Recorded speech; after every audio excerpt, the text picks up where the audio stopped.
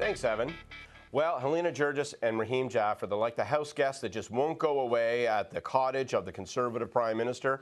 Jamie, ugly, ugly rumors today. The story continues on. It's not going away. They haven't closed the door. Wouldn't this be dealt with if the Prime Minister had just been frank when he referred this to the RCMP and said, here's why, here's what's going on? Listen, I think he was frank. He said what he could say.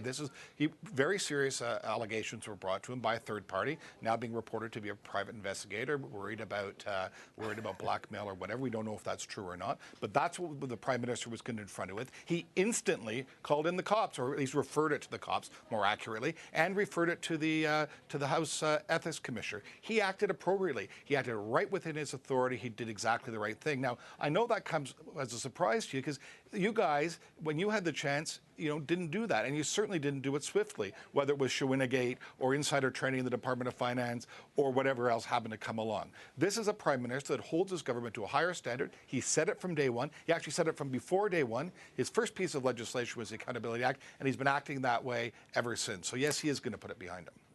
Well, golly. Wow. To hear you claim that this Prime Minister set a new standard with respect to accountability, it is a startling thing. I mean, let's set aside this example for 1 second. I mean, how about the fact that we still have this Afghan detainee issue taking place and he refuses to have an inquiry into that? So we don't need any lectures from Stephen Seal My Lips Harper. It is ridiculous. And I'm going to tell you right now, I don't disagree with the fact that he referred this to the RCMP and the Ethics Commissioner. I do disagree with the fact that he hasn't told people why. That's why these stories continue on. It's really dumb politics. Now, Scott, speaking of Helena Guergis and Raheem Jaffer, earlier this week, Michael Ignatieff got a chance to talk about this, and in the course of asking questions and giving his point of view, he referred to himself as a member of the political class. I mean, what gives with this guy? Yeah, well, look, here's a piece of unsolicited advice for the Liberal leader. The next time the words class cross your lips, I hope you're talking to a teacher. It was not a sterling moment. There's no question of it. We've been talking about it now for days. I think that's an exaggeration and an overreaction. But look, the impulse to say that, the impulse to take the conversation about Helena Guergis and turn it back to a conversation about yourself, none of those are particularly sharp things. It speaks to a broader challenge, which is the party, frankly, has just got to sharpen its message, and it's got to sharpen the delivery of its message.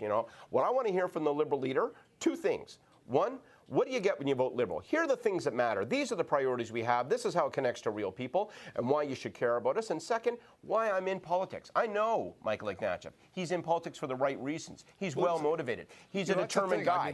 Tell people. I like Michael Ignatieff. I like the idea of people like Michael Ignatieff being in politics. But, at some point, you've got to show that you know how to do politics, that you have to actually understand and get Canadians. I could do some cheap shots and say the reason of that's because he's been out of the country. He's been teaching at Harvard, his fancy chateau in France or whatever else you like. But, I'm not going to do that. You could take those cheap shots, but you're not going to. No, I'm not going to take them. That would be terrible. Okay. What I am going to do, though, I am going to say is if you want to lead this country, you have to understand this country, and that's why you've had to live here for more than a few minutes. Okay, and I could point out to people that off camera you wear glasses, but not so when the show is on. But I'm not going to do that because that would Amy be won't Bush. Let me. All right. Now, more shocking revelations, and much less happy note. Much more shocking revelations before the Parliamentary Committee. Richard Colvin, senior diplomat, once again before the Parliamentary Committee. Once again, Conservatives are treating him like he's the enemy of the state. Jamie, are we ever going to get to the bottom of this issue, and why won't this government simply come clean? Scott, here's a news flash. It's a war. We're at war over there. This is not a tea party. And I tell you, taking lectures about not adhering to the proper process from a Prime Minister who just called the cops in on his own cabinet minister is actually, frankly, a bit much. At the end of the day, that's probably a surprise for you because that's not the kind of behavior that you see from your party. At the end of the day, your party hasn't even stood with our men and women in uniform for 40 years. Oh. You sent them you amalgamated them against their will. You sent them in green uniforms to the desert. You had them fly 40-year-old Sea-King helicopters. Look, at the end of the day, I'm going to side with the men and women who get up every morning and have to face the fact that they may have to come across an IED or a roadside bomb. You and I, we're sitting in CBC studios today. We don't get it. They get my benefit of the doubt. Yeah, damn straight. And this government, it is disgraceful the way that it attempts to hide behind the men and women in uniform who are overseas fighting for our rights, fighting for our privileges, in order to mask their own mistakes that they've made from a policy standpoint. It's not the war overseas that we're worried about. It's the war here at home that this Conservative government is waging on anyone who has the guts to stand up and say that you're wrong. Process my ass, Jamie. You guys have shut down Parliament in order to avoid questions on this issue. You have treated Richard Colvin, a second highest ranking diplomat in our Washington embassy, like he is an enemy of the state. It is a disgrace. It is a disgrace. Well, and speaking of a disgrace, it's prediction time on Point of Order this week. Earlier in the week, the former Justice Minister in Quebec came forward, made very serious accusations about fundraising improprieties, accusations that went right into the office of Premier Jean Charest. So in terms of a prediction, will Charest make it? Will he pull through? Will he make it through the next election, Scott?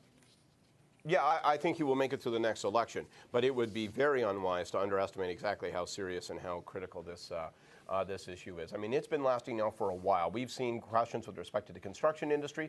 Now we see these new questions. I give Premier Charest a great deal of credit, immediately denounced them, immediately said this man is wrong, he is not telling the truth, I want an apology, and more importantly, immediately went to appointing an inquiry. And that needs to happen. Should it have gone farther? Probably. Will he survive? I think so. But this is ugly with a capital U, and they'd better get a hold of this issue and convince people that in Quebec, politics is still a place where you can count on integrity, because, frankly, that question is in the air right now. Yeah, I agree. I think this is one of those times when you and I break out in violent agreement. Points and kudos for Charest for moving as far and as fast as he did, but frankly, it wasn't enough. I mean, especially with sponsorship scandals still in the air, these problems going back, for heaven's sakes, to the Cliche Commission of years and years and years ago. If he wants to survive, he's going to have to go a lot farther, a lot faster. My prediction, more than any other politician in Canada, this guy has 9 lives. I have a feeling, though, when 8 in 10 Quebecers are against him, I think he's run out of time and he's run out of runway. Yeah, I'm not sure I agree with that, but I do think that it's a serious issue, and the Quebec political class needs, so to speak, needs to address this head on. All right, Evan, that's it for Point of Order this week. We'll be back in not 7 but 8 days. I'm Scott Reed, and I'll be here next week when I'll still be right. Jimmy, you'll still be wrong. I'm Jamie Watt. Thanks, Evan.